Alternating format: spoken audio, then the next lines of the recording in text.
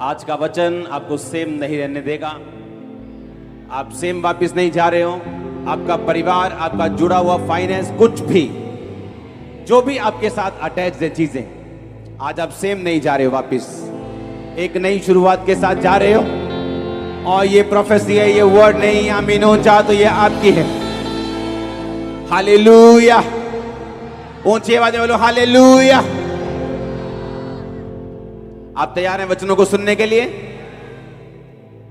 मैंने कहा था आप लंगड़े चलते हुए देखिए, आप अंधों को आंखें मिलते हुए देखिए, लेकिन अगर आपके पास वचन नहीं तो शैतान आपको घेर लेगा।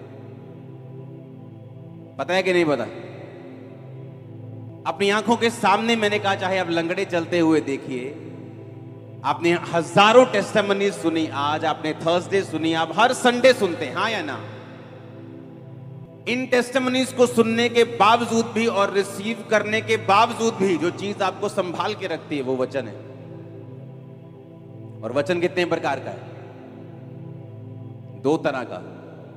एक है रेमा वचन, एक है लोगोस।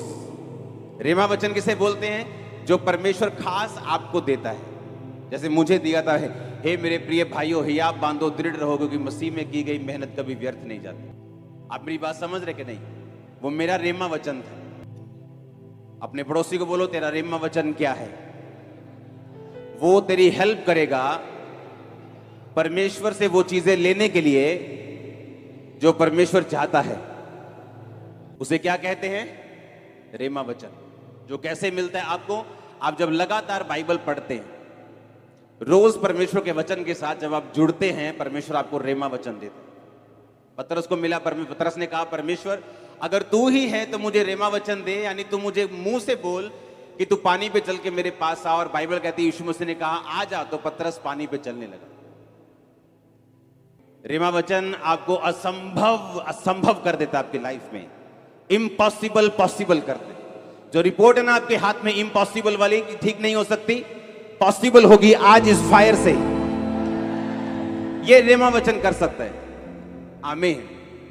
उसने मेरी लाइफ में किया। जब मैं निराशा में था और लगता था कि यीशु मसीह से भी ये काम नहीं हो सकता, लेकिन परमेश्वर में चल रहा था कि चलते हैं, अब और कोई रास्ता नहीं है। मुझे जीवित परमेश्वर के बारे में मालूम है, यही वो जीवित परमेश्वर है जो मुझे मिला है।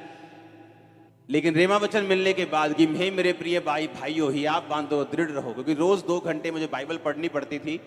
इसलिए नहीं कि मैं परमेश्वर से बहुत प्यार करता था, इसलिए क्योंकि वो बाइबल पढ़ने से मेरे मेंटली अपसेट के जो दौरे, अटैक थे, वो कम हो जाते थे।